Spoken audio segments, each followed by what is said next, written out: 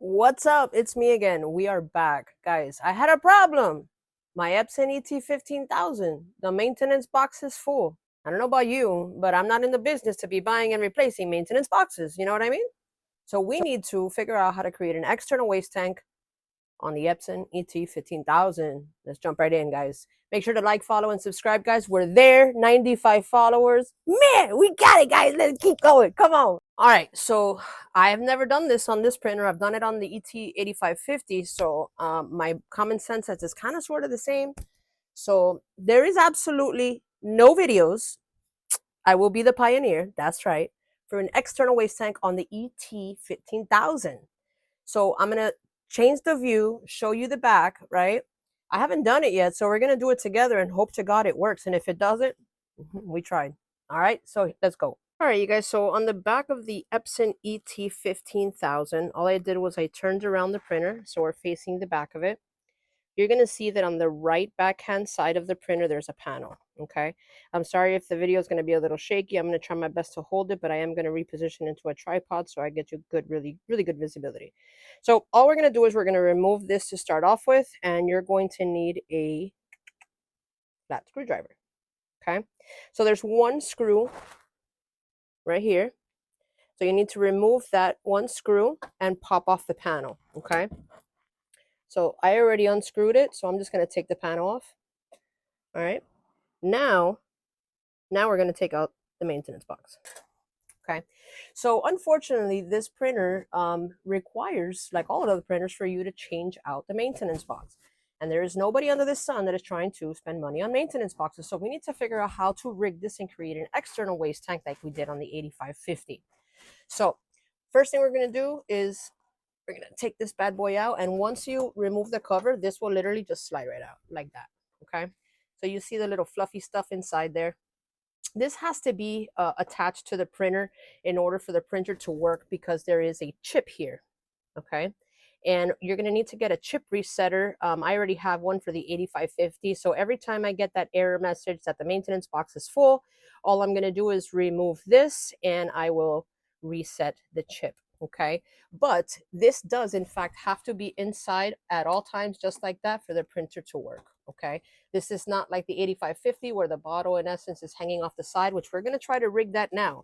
Okay. But yeah, this is just a little bit different.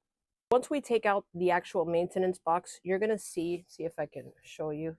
I'm using needle nose pliers, but let me see if I can get in here. So this area right here, this whole round thing, this is where the ink actually shoots out of. The view is probably not going to be that great. I'm going to try my best to get up in there. But what I did is it has its waste tube. So all I needed to do was pull it out a little bit, right? So grab it with the needle nose tweezers and just kind of like tug a little, just so that you can get, you see it right there? You see how I pulled it out a little tiny bit? Here, wait. Ooh. Where'd it go? Okay, right here. You see it popping out right here? That's the hose that we need to attach the external waste tank to, okay? So again, full disclosure, I've never done this, but we're going to do this together. My head is saying that we're going to need an adapter piece. Okay. So I'm trying this adapter piece. God, sorry, this is so hard to do with one hand. Yeah. So I'm going to use this adapter piece and I'm going to use a silicone tubing to see if I can create a makeshift attachment and see if it's possible to run the cord externally while still having the Epson cap on it and seeing if the power clean will still hold all the ink. So let me check that out. I'll come back and I'll show you what I did. So I went ahead and I pulled it out a little bit more just to give me a little bit more room for attaching the attachment.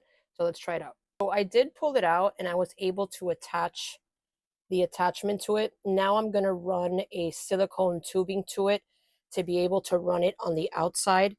And I guess my only concern is it going to be able to close once I have a cord sticking out of it? Not sure. Let's check it out. So the tubing that I'm using is a BAALAND 1/16 by 1/8 silicone tubing. I did get this on Amazon, I believe. Yeah, get everything on Amazon. Who doesn't? Successful.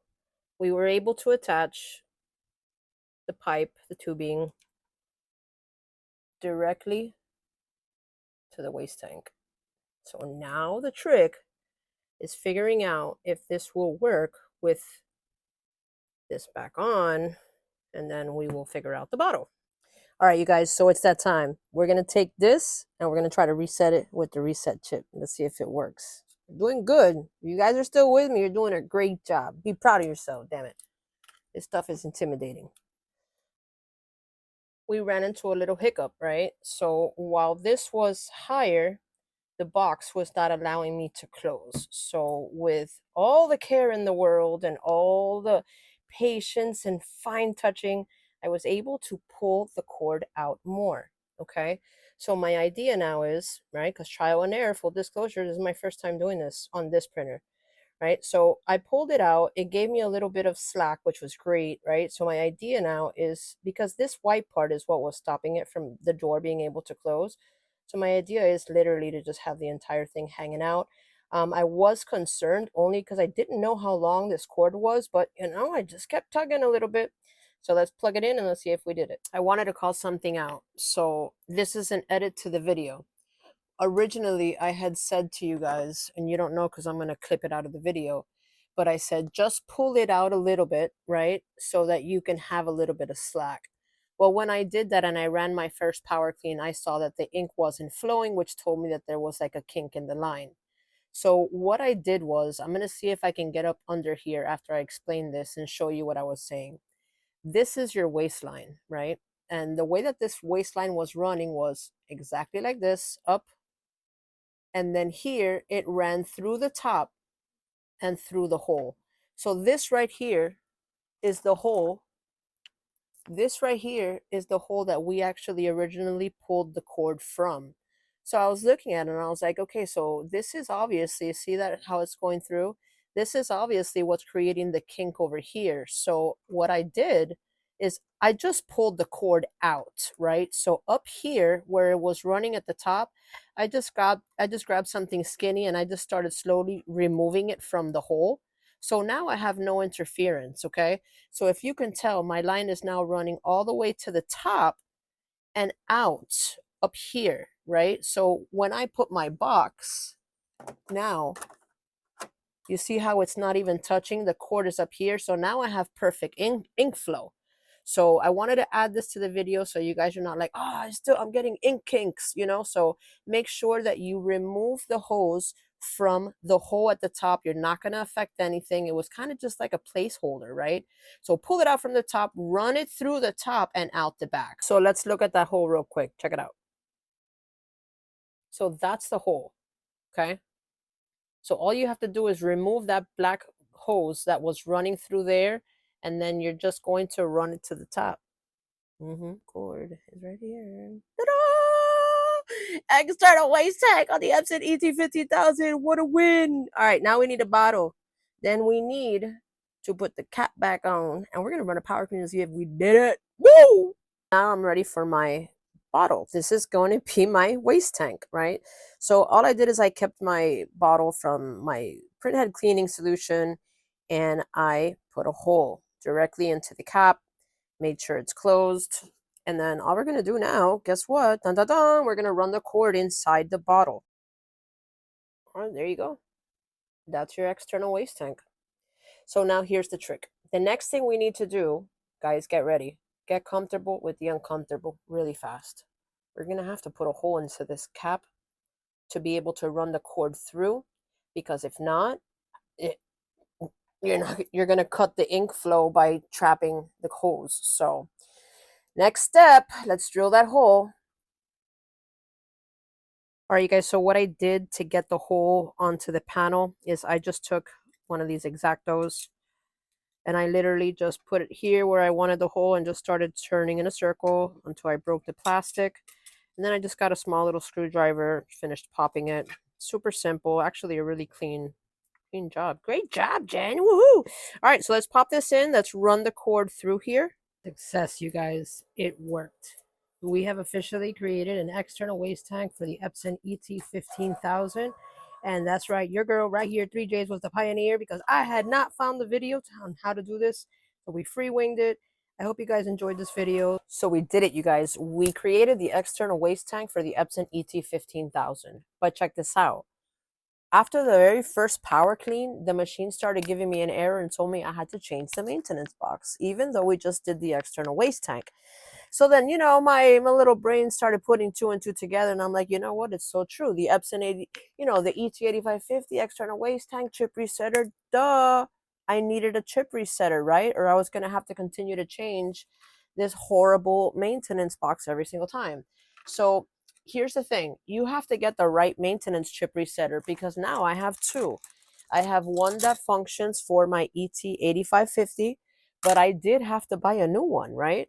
And again, full disclosure, I'm not claiming to be the professional here. I called it out. This is the first time I'm doing it, but you know what? I got comfortable real quick with the uncomfortable because I'm not spending all that money on those maintenance boxes. So this is the chip resetter that I had to get to be able to reset my maintenance chip, okay? So I'm going to put it into the captions down below. I haven't really gotten used to adding links to the descriptions. I'm going to try, guys. I'm new to this. 110 subscribers. That's what's up. Let's keep it going, man. So the chip resetter code is going to be T as in Tom 0, like the number, 4D1. Okay. I did get it on Amazon. All I did is I just put chip resetter compatible with the Epson ET-15000.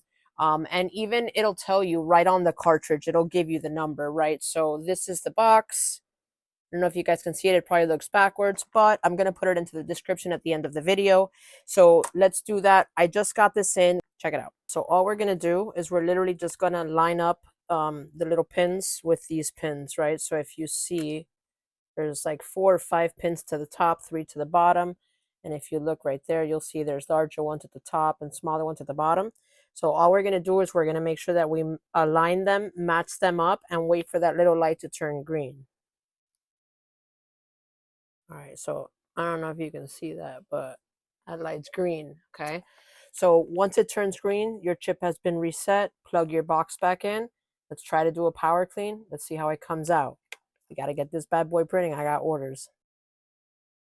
So after our power clean and our external waste tank, we in business, y'all. My people, so when I'm not making t-shirts and I'm not doing tutorials, I'm actually quite funny, most people tell me.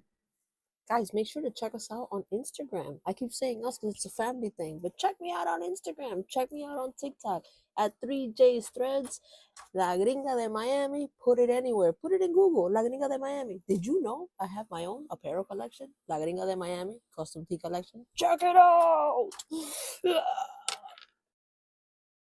We did it, you guys. We are official pioneers. We were able to take that Epson ET-15000 and create an external waste tank. We verified that it worked. No kink in the lines. We did our power clean. We got this bad boy up and running. And we also added this guy to our collection list, a new chip resetter, in order to not have to replace that maintenance box. Guys, make sure to like, follow, and subscribe for more tutorials. Check us out on Instagram and TikTok at 3Js. Threads and Treasure, and for reels and funny content, guys. That's right, your girl's involvement, man. Make sure to check us out at La Gringa de Miami. Last and final view. Once I put the panel back on, we got the back panel on. See the cord is hanging out from the back, nothing obstructing it. We're good to go, man.